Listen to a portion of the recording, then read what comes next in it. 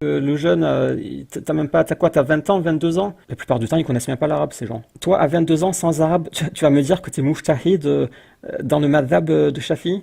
Toi, vraiment? T'as passé ta jeunesse devant le foot et sur la console, et tu me dis, t'as le niveau de mujtahid dans le madhab de Shafi, toi. Et Nawawi cite une condition, il faut que le savant soit certain que Shafi ne connaisse pas le hadith, ou qu'il ne connaissait pas son authenticité.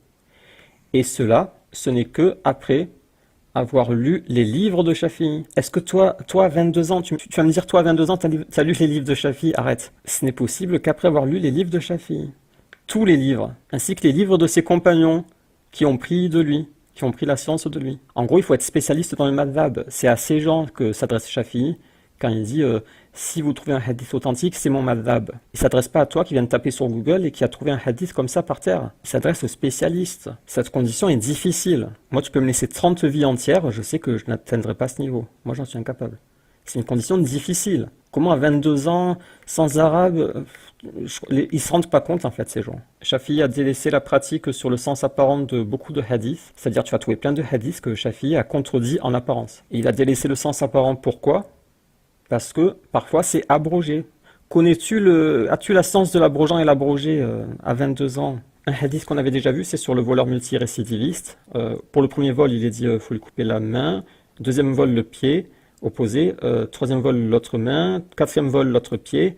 Et cinquième vol, tu l'exécutes. Ça veut dire 5 vols, il est exécuté. Donc là, il y a un jeune, il va dire ah ça y est, j'ai trouvé un hadith. Il va être super excité là.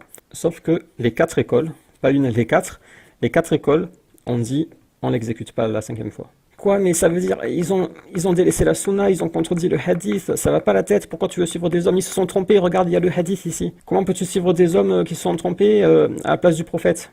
Prends leurs paroles et allez, jette-les sur les murs. Tiens, le Doliprane, pourquoi ils ont dit qu'on n'exécute pas la 5e fois? Parce que c'est considéré abrogé. On avait vu Shafi, il dit c'est abrogé. Donc les 4 disent on le tue pas. Et les Hanafites et Hanbalites, ils vont plus loin, ils disent la 3e fois on lui coupe pas le pied, 4e fois, et la 3e fois on lui coupe pas l'autre main. Mais ça va pas la tête, qu'est-ce qui leur prend? Ils aiment pas la sunna, ils veulent pas suivre la sunna, qu'est-ce qui leur prend? Jette-les sur les murs, viens on suit la sunna. Tiens, un deuxième. En fait, il existe d'autres récits que tu ne connais pas parce qu'ils sont pas traduits. Par exemple, on avait vu dans le Musannaf de Ibn Abi Shayba, il y avait Ali qui rapporte que tu lui coupes la main, la 2e fois tu lui coupes le pied, mais il a dit, après on coupe plus. Il a dit, il faut lui laisser un pied pour marcher et une main pour manger. Sauf que ce texte, tu n'y as pas accès. Pourquoi? Parce que soit tu n'as pas l'arabe, soit tu as l'arabe, mais tu n'as pas le Musannaf de Ibn Abi Shayba. Il y a 37 000 textes dedans. Comment tu peux les connaître? Ce texte, c'est un texte enfoui parmi 37 000 textes. En arabe, il n'y a pas de traduction. Donc en conclusion, la morale de la vidéo, par pitié, arrêtez avec de dire j'ai trouvé un hadith, faut jeter. Arrêtez de dire faut jeter les paroles sur les murs. Et si jamais tu veux jeter, c'est parfait. C'est parfait si tu veux jeter, mais il va falloir que tu t'assoies et que tu prennes la science sans orgueil pendant des années. Parce que là, tu n'es que dans l'orgueil. Ça, c'est que de l'orgueil. Sachez que l'orgueil, c'est pas juste une histoire de pantalon qui dépasse des chevilles.